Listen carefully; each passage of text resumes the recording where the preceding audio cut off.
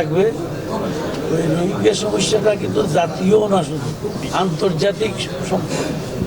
এটা জাতিসংঘে take up করেছে, এটা জাতিসংঘের মাধ্যমে হবে। আমরা এখানে পিসফুল রাখতে চাচ্ছি আমাদের এলাকা।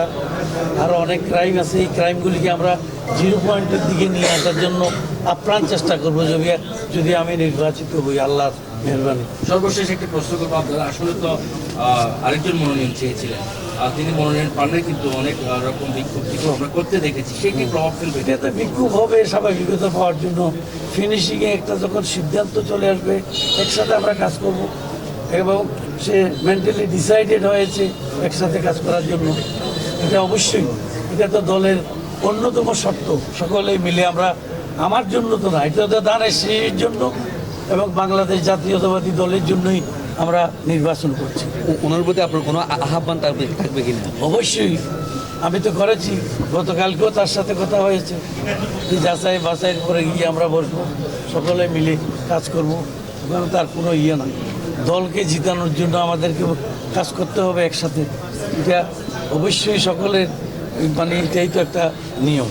আল্লাহর কাছে শুকরিয়া, আমরা আমার প্রার্থীটা আপনার যাচাই বাছাইয়ে আপনার গ্রহণ করেছেন, আরও যারা করেছেন তাদের জন্য সকলেই। আমরা, আপনারা বলেছেন এখানে বর্তমান অবস্থায় আমরা একটা সুষ্ঠু নির্বাচন করার জন্য, সুন্দর সুষ্ঠু নির্বাচন করার জন্য আমি মেন্টালি প্রস্তুত, আমার দল মেন্টালি প্রস্তুত। আমার দলের নির্দেশ আছে, আমার বর্তমান চেয়ারম্যান তারেক রহমান সাহেবের নির্দেশ আছে। আমরা স্বচ্ছ এবং অত্যন্ত অংশগ্রহণমূলক নির্বাচন চাই। আশা করি সেটা আপনারা দেখতে পাবেন। আমি আল্লাহর কাছে আবার শুকরিয়া আদায় করে আপনাদের সকলকে ধন্যবাদ জানাচ্ছি। প্রকৃত সত্যটা মানুষের ভোটারদের জন্য আপনারা তুলে ধরবেন এবং ভোটাররা সজাগ হোক এবং ভোটাররা ভোটমুখী হয়ে কেন্দ্রমুখী করার জন্য ব্যবস্থা করুন।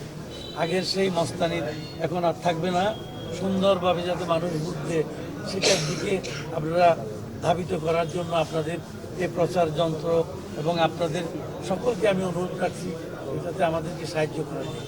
ধন্যবাদ। এই যে আপনার প্রতিদ্বন্দ্বী প্রার্থী, তাদের প্রতি আপনার কি আহ্বান থাকবে? ওনারাও আহ্বান থাকুক। ওনাদেরকে আমি বলবো একটু ফেক আইডির জন্য ওনাদের বিরাট আপনার ইয়ে আছে, সুখ্যাতি আছে। সুতরাং ফেক আইডির বিষয়টা একটু কন্ট্রোল করলে আমরা বাঁচি আর কি, একটা সুন্দর নির্বাচন করি সকলে মিলে। এটাই আমি ওনাদের কাছে অনুরোধ করব। এবং এমনি আমার ওখানে যিনি প্রার্থী আছেন, আমরা অত্যন্ত সুন্দর সৌহার্দ্যপূর্ণ দুইজনেই আপনার পরিবেশে আমরা কাজ করতে এখন পর্যন্ত চেষ্টা করে যাচ্ছি ইনশাআল্লাহ।